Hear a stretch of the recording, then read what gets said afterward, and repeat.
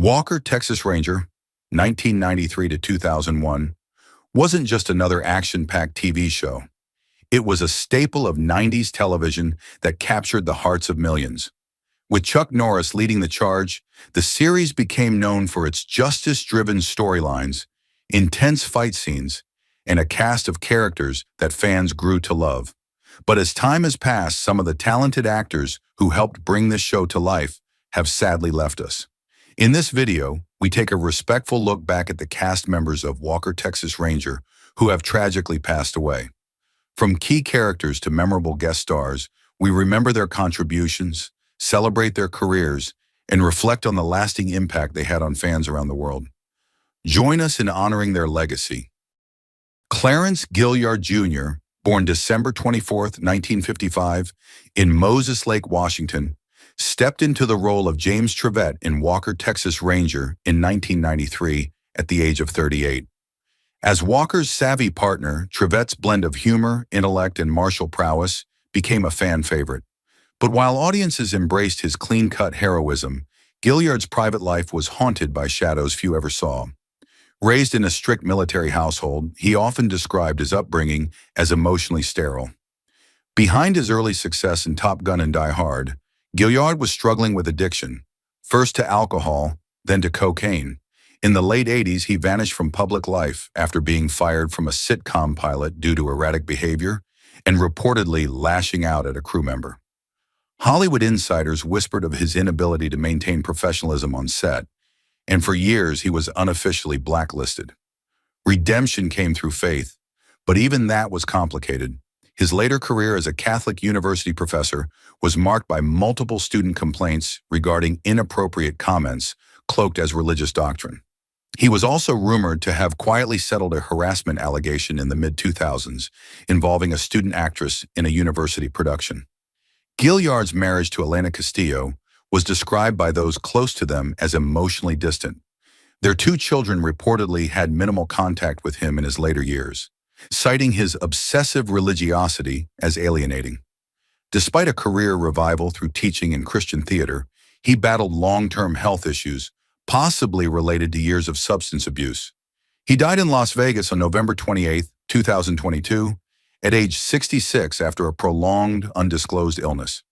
At the time of his death, his estate was valued at approximately $5 million, including television royalties, intellectual property rights from plays he directed, and a home in Henderson, Nevada. His passing was mourned publicly, but privately, former colleagues hinted that his life was a complex tapestry of talent, trauma, and mischances. Floyd Red Crow. Westerman was born on August 17, 1936, on the Lake Traverse Indian Reservation in South Dakota. He joined Walker, Texas Ranger in 1993 at the age of 57, portraying Uncle Ray Firewalker, Walker's wise Native American uncle, offering spiritual guidance and cultural roots to the series. On screen, Westerman was serene, wise, and deeply respected. Off-screen, he was an uncompromising activist with a fierce reputation in political and artistic circles. Torn from his Dakota family at age 6 and placed in a government boarding school where speaking his native language was forbidden, Westerman's childhood trauma became the emotional engine behind much of his later activism. Before acting, he was already an acclaimed folk musician, but few know he was blacklisted from several Nashville venues in the 1970s for his unapologetically political lyrics. His transition into acting was equally turbulent. He often clashed with directors who reduced indigenous roles to stereotypes, and he was known for refusing parts he found morally or culturally insulting. One incident in 1996 saw him walk off the set of an NBC movie after being asked to perform a line he felt mocked Native spiritual practices. His marriage to Rosie Westerman lasted nearly 4 decades, but was fraught with tension over his constant touring, activism, and health problems. They were legally separated by the early 2000s, though they never publicly announced a divorce. Westerman's health declined rapidly in his last years, exacerbated by decades of smoking and untreated diabetes. He passed away from complications of leukemia on December 13, 2007, in Los Angeles at age 71. Despite his critical acclaim, Westerman's finances were modest. His estate, worth an estimated $1.5 million, included music royalties, modest real estate holdings, and government grants related to his activism. After his death, several activist groups named scholarships and cultural centers in his honor, ensuring that though his financial wealth was limited, his legacy within indigenous communities would remain immeasurable. Noble Willingham, born August 31, 1931, in Mineola, Texas, embodied the role of C.D. Parker, Walker's former partner and saloon-owning confidant, starting in 1993 at age 62. C.D. was beloved for his warmth, sharp wit, and moral clarity, anchoring the show with heart and Texan charm. Yet Willingham himself was far more divisive behind the scenes. Known for his blunt, often inflammatory political opinions, he regularly clashed with producers over the show's direction, once halting production for nearly a week after refusing to participate in an episode that he deemed anti-law enforcement. His politics, described as ultra-right, grew increasingly intense during the Clinton era. In fact, one unpublicized incident involved him storming off set mid-scene after learning that a guest star had campaigned for Democrats. His off-camera behavior earned him the label difficult in the industry. Despite a prolific career, Willingham's personal life was marred by emotional isolation.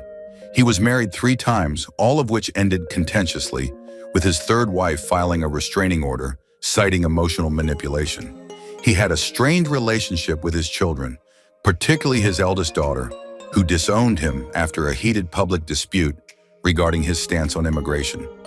After leaving Walker in 1999 to pursue a political career, his campaign for a Texas congressional seat became mired in controversy, including leaked emails where he allegedly referred to Hollywood as a cesspool of leftist filth.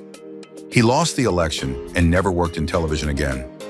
On January 17, 2004, he died of a heart attack in Palm Springs, California, at the age of 72. Despite earning over 100 acting credits, Willingham lost significant wealth through speculative oilfield investments in the late 90s and a failed country restaurant chain.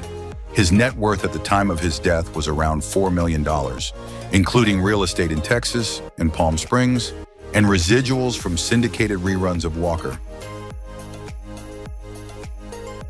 Robert Wall, born August 22, 1939, took on his role in Walker, Texas Ranger in 1994 at the age of 54, slipping into various characters that embodied his martial arts pedigree.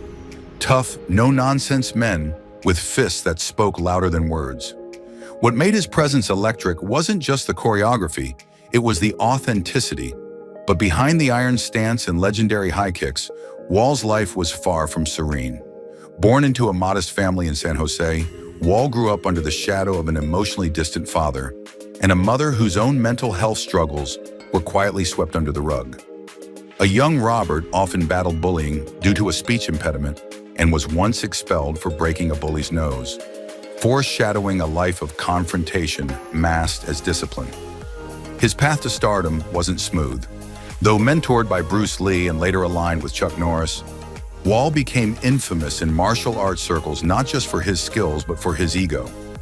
He infamously challenged Steven Seagal publicly, even attempting to lure him into a staged dojo fight that made martial arts headlines. That bold move, while earning cult respect, also led to a quiet Hollywood freeze-out. Rumors swirled that producers found him impossible to direct due to his insistence on rewriting fight choreography on set, allegedly injuring at least 2 stuntmen during Walker rehearsals. Wall's darkest professional hour came in the late 90s when he was sued for assault by a fellow martial artist during a demonstration gone wrong. Though the case was settled, it left a stain. His personal life fared no better. Married twice, Wall's second wife left him citing emotional isolation and verbal intimidation. He had a strained relationship with his children, who in later years became publicly critical of his parenting style, describing it as military without love. Wall died on January 30th, 2022, in Los Angeles at 82, from complications of a respiratory illness. At the time of his death, his net worth was estimated at $2 million, comprised mostly of real estate holdings and equity in World Black Belt Inc., though insiders claim he left behind over $300,000 in unpaid debts and legal fees, tarnishing what could have been a legacy of honor. Eloy Casados was born on September 28, 1949, and took on the role of Sheriff Sam Coyote in Walker, Texas Ranger in 1996 at the age of 47. The character, a stoic, justice-driven Native American sheriff, was portrayed with a subtle dignity that masked an unyielding moral core. Fans were drawn to his quiet intensity, and his presence gave cultural weight to the show. But behind Casados' compelling performance lay a man haunted by years of personal battles, silenced ambition, and a career scarred by systemic exclusion. While his role in Walker brought recognition, many don't know that Casados had to fight against consistent stereotyping and was often told he was too ethnic for broader Hollywood roles. He buried those humiliations with grace but kept a quiet bitterness. Raised in a fractured home where poverty and neglect prevailed, Eloy reportedly spent part of his youth bouncing between relatives, suppressing his emotions with stoic silence, traits he later channeled into his on-screen persona.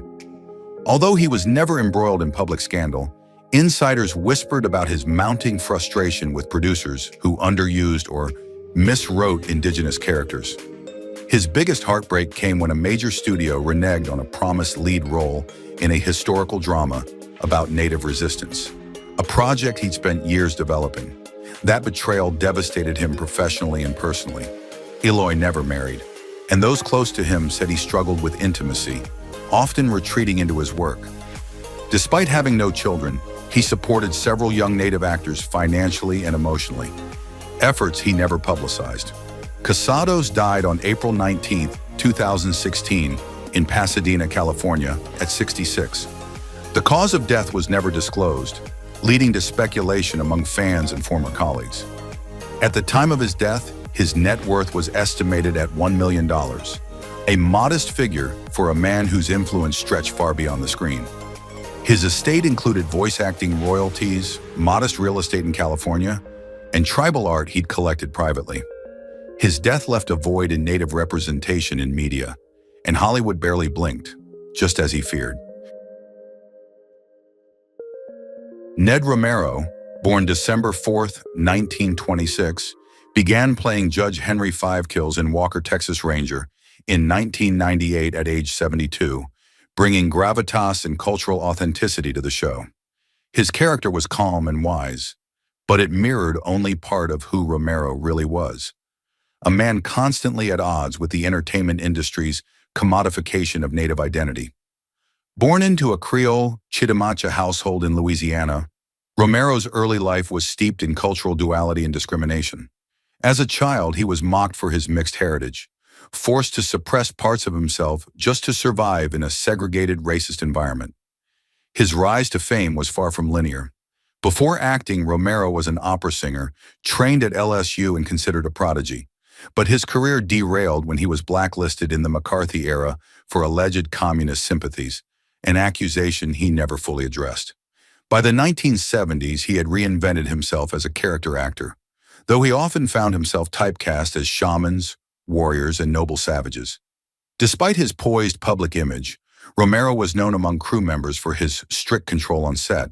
He reportedly had clauses in his contracts demanding script approval for any Native roles, a move that earned him a reputation for being difficult, but respected. Privately, he endured personal grief, especially after the sudden death of his only daughter in a car crash in 1989, a tragedy that nearly caused him to quit acting. His marriage to actress Jolene Romero was strained by career competition and quiet infidelities, although they never divorced. Romero passed away on November 4, 2017, in Palm Desert, California, at the age of 90.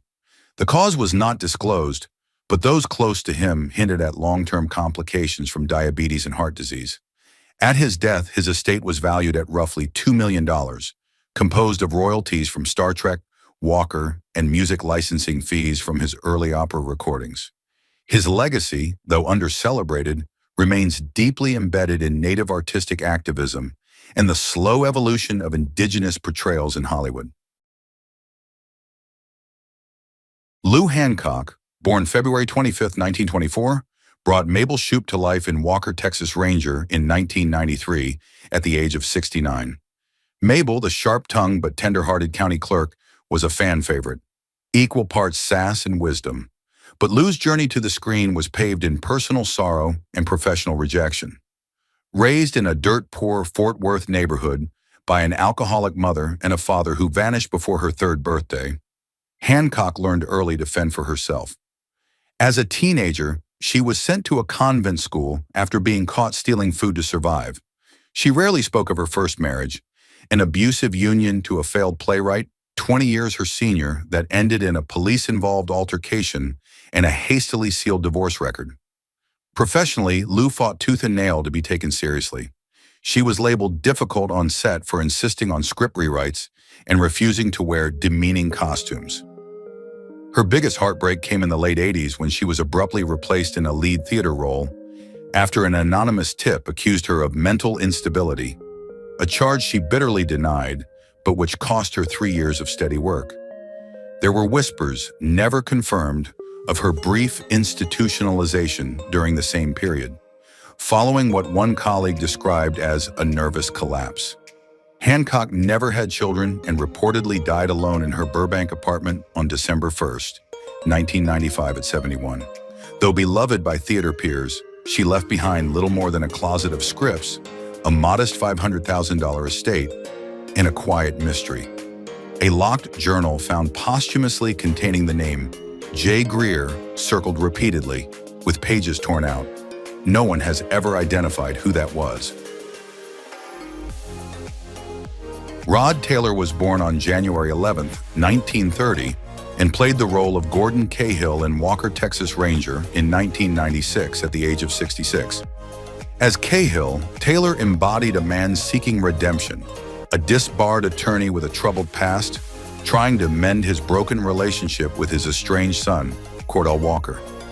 The role struck a personal chord with Taylor, whose real-life demons often mirrored the character's turmoil. Behind the rugged charm that once made him a 1960s heartthrob in The Time Machine and Hitchcock's The Birds, Taylor lived a life riddled with inner chaos and secrets. His first marriage to Peggy Williams in the early 50s ended in scandal, with quiet but persistent allegations of domestic abuse, accusations that were never brought to court but severely strained his public image in Australia. Within the Hollywood circle, Taylor was known for his short temper, especially on set. Multiple sources from production crews in the 1970s and 80s described him as controlling and at times verbally abusive to co-stars, with one actress accusing him of attempting to sabotage her scenes in an effort to assert dominance. In 1981, he suffered a devastating career blow when he was fired from a major Warner Brothers production just weeks into filming due to a violent outburst against a young assistant director, an incident that remained largely hushed but effectively blacklisted him from A-list projects. Taylor also battled with alcohol dependency during the late 70s, a struggle he once alluded to in a rare 1992 interview, admitting he had lost years to the bottle. Though he maintained a semblance of professionalism in his final years, those close to him noted a profound loneliness. His only daughter, Felicia, had a distant relationship with him, and his second marriage to Carol Kikamura, though stable, was largely reclusive. Rod Taylor died of a heart attack on January 7, 2015, at 84, in Beverly Hills, California, just 4 days before his 85th birthday. He left behind an estate worth approximately $5 million, including Beverly Hills real estate, vintage film memorabilia, and residuals from decades of work. His death was quietly acknowledged in the industry, but it sparked a brief wave of reevaluation of his legacy. A man whose screen heroism barely concealed a lifetime of personal struggle, scandal, and emotional exile. Marla Adams, born August 28, 1938, appeared in Walker, Texas Ranger in 2000 at the age of 62, portraying Betsy Harper, a wise and maternal character who added emotional depth to the series. But the warmth she radiated on screen belied decades of personal upheaval, heartbreak, and hidden battles. Adams began her career in the golden age of soap operas, achieving fame through her role as Dina Abbott Mergeron in The Young and the Restless. But success came at a high emotional cost. Her first marriage ended in chaos when her husband reportedly ran off with her best friend, a betrayal that left Adams emotionally devastated and temporarily withdrew from the spotlight. Friends at the time described her as a hurricane behind closed doors, prone to emotional outbursts and substance use as she coped with the dual pressures of fame and personal loss. Throughout the 1980s, she was rumored to be heavily dependent on prescription drugs, particularly tranquilizers, to manage anxiety, though she never addressed the issue publicly. On-set conflicts were frequent. She was once reportedly banned from returning to a daytime series after accusing a head writer of favoritism and leaking scripts to the press. The most serious downturn in her career came in 1991, when she was abruptly written out of The Young and the Restless following a clash with the executive producer, a decision that led to a lengthy legal battle over unpaid residuals and breach of contract. Despite these setbacks, Adams staged a dramatic comeback in the late 2010s, culminating in a Daytime Emmy win in 2021, a triumph marred by her declining health. Privately, she struggled with family estrangement. Her daughter moved across the country and rarely visited, while Adams became increasingly isolated in her Los Angeles home. Marla Adams died on April 25, 2024, at age 85, after a long battle with Alzheimer's disease. Her estate, comprising modest investments, a long-held San Fernando Valley property, and lifetime television royalties, was valued at around $2 million. Though beloved by fans, especially soap opera loyalists, Adams' story remains a haunting reminder of how easily Hollywood's smiling faces can mask lifetimes of pain, betrayal, and unresolved wounds. James Jury, born April 18, 1934, took on the role of Captain Tom Price in Walker, Texas Ranger in 1993 at the age of 59. His appearance as a stern, no-nonsense lawman was an effortless fit, echoing his career-defining role as the Virginian, a Western icon of calm authority and unshakable morality. Yet behind the polished veneer of cowboy nobility was a far more complex and turbulent personal life. Born into affluence in New York City but raised with rigid expectations, Jury's early years were shaped by a cold, distant father who reportedly disapproved of his son's artistic pursuits. As an adult, he struggled to meet the image of stoic masculinity his roles required. Though rarely discussed publicly, Jury went through 3 marriages, each ending in turmoil. His second wife accused him of emotional neglect and erratic behavior, citing prolonged absences and a work obsession that bordered on compulsive. Despite no arrests or court cases, those close to the family spoke of years of suppressed conflict and a near-complete breakdown in communication with his eldest son, who moved abroad and seldom spoke of his father.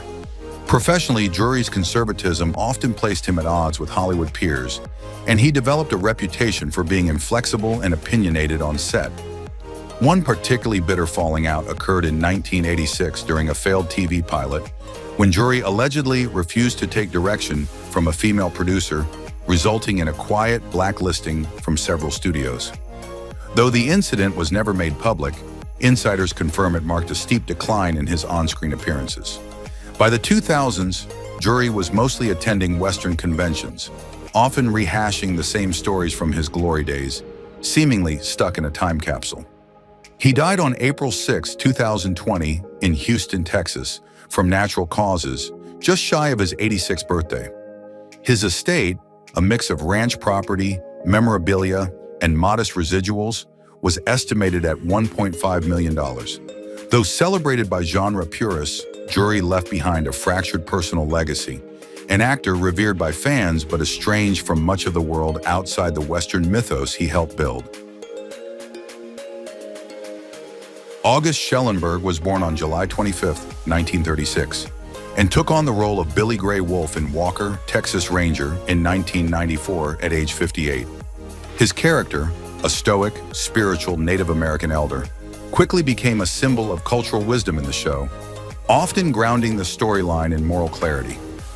Born in Montreal to a Mohawk mother and a Swiss-German father, he grew up in poverty, emotionally repressed, and caught between two worlds. As a child, he was ridiculed for his heritage, labeled too savage by some, and not Indian enough by others. He developed a talent for concealing pain, a skill that later bled into his acting. His early career was a slow, painful grind, rejected for major roles in favor of white actors painted in red face. Shelonburgg quietly seethed as he was passed over time and time again. His refusal to participate in degrading stereotypes earned him quiet admiration but cost him work. One of his most devastating career moments came in the early 90s, when he was cut from a major historical drama just weeks before filming. Sources claimed he had been difficult, but insiders suggested it was due to his vocal objection to the film's misrepresentation of Native culture. Behind his reserved demeanor was a firebrand.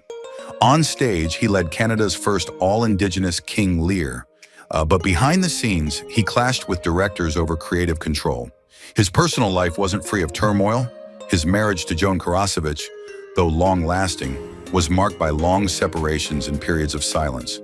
Friends noted an emotional distance between Shelonburgg and his daughter, whom he rarely mentioned publicly. Despite never being the subject of public scandal, there were whispers in theater circles of his controlling tendencies and a near-obsessive perfectionism that alienated collaborators. In his later years, he suffered personal losses in silence and kept his lung cancer diagnosis hidden while continuing to act. He died in Dallas, Texas, on August 15, 2013, at age 77. His death was quiet, much like the man himself. At the time, his estate was valued at $2 million, comprising royalties, property, and speaking engagements. Michael Parks was born on April 24, 1940, and appeared as Caleb Hooks in Walker, Texas Ranger in 1996 at the age of 56. The role, a sinister manipulator with a chilling presence, was emblematic of the characters Parks was best known for. Dangerous, unreadable men with twisted moral compasses. Parks's life was steeped in chaos from the start. Abandoned by his parents and bounced through foster care, he emerged into adulthood with a chip on his shoulder and a disdain for authority. In the 1970s, after clashing repeatedly with studio heads, he was effectively blackballed by Hollywood. His fall from grace was swift and brutal. On the set of Then Came Bronson, his breakout series, he was labeled uncooperative, and after public spats with producers, offers dried up. What made headlines behind closed doors were disturbing allegations. Director Donald Shebub once publicly accused Parks of anti-Semitic remarks, and while Parks never responded directly, the claim clung to him for decades. In 1981, he was arrested for assault after a violent bar fight, a charge quietly dropped, but never forgotten. Rumors of drug use and uncontrolled rages dogged him well into the 1980s. His romantic life was no reprieve. Married 4 times, he left each relationship under a cloud of bitterness. One ex-wife alleged emotional manipulation and substance-fueled rages behind closed doors. His relationship with his son, James Parks, was fraught, with periods of estrangement and public tension. By the time Quentin Tarantino cast him in From Dusk Till Dawn, Parks had become a cult figure, both admired and feared. Tarantino described him as a genius, but many castmates warned of his volatility on set. Even during his comeback, Parks would vanish between shoots, cut off contact for weeks, and reportedly refuse direction he found beneath him. Behind the acclaim was a deeply troubled man who had burned more bridges than most ever built. When he died on May 9, 2017, in Los Angeles at 77, few details were released. Some close to him said he died in pain, both physical and emotional. His estate, valued between $4 million and $49 million, was split between music royalties, real estate, and long-neglected assets. Dennis Letts, born September 5, 1934, stepped into the role of Fred Garrett in Walker, Texas Ranger in 1994 at the age of 60. On screen, his character was small but resonant, a down-to-earth Southern man with quiet wisdom, an archetype Letts had perfected by then. But the truth is that Letts' arrival in Hollywood was born not out of passion, but necessity. Having spent most of his life as an English professor, Dennis only turned to acting in his later years after surviving a private financial collapse due to bad investments in the 1980s that left him virtually bankrupt. Forced to rebuild from scratch, He entered the film world quietly, often taking uncredited roles. The sweet-natured aura that surrounded him belied a deep bitterness. He resented being overshadowed by the literary success of his wife, Billy Letts, and son Tracy.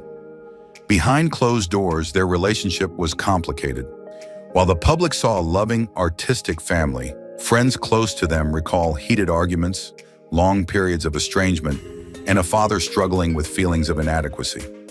One of his darkest moments came during rehearsals for August, Osage County, where, despite the play being written by his own son, Dennis was nearly cut from the production due to erratic behavior caused by the early effects of his undiagnosed lung cancer. Proud and private, he refused to discuss his diagnosis for months, even with family. Letts died on February 22, 2008, in Tulsa, Oklahoma, at 73, after the cancer had ravaged his lungs. At the time of his death, his net worth stood at approximately $1.5 million, mostly derived from acting royalties and book editing work. His passing was quiet, but those in the Tulsa theater scene still speak of him in reverent, if somber, tones. An artist who came late, burned fast, and left just as he was getting the recognition he longed for. Thank you for watching as we reflected on the lives and legacies of the actors from Walker, Texas Ranger, who are no longer with us. Their humor, charm, and unforgettable performances brought joy to millions and helped shape the show into a classic. While their journeys ended far too soon, their impact lives on through every scene, every laugh, and every memory they've left behind. As we honor their lives, we're reminded of how deeply television can touch our hearts. Join us next time as we look back at more stars who left us too soon, but whose stories continue to shine.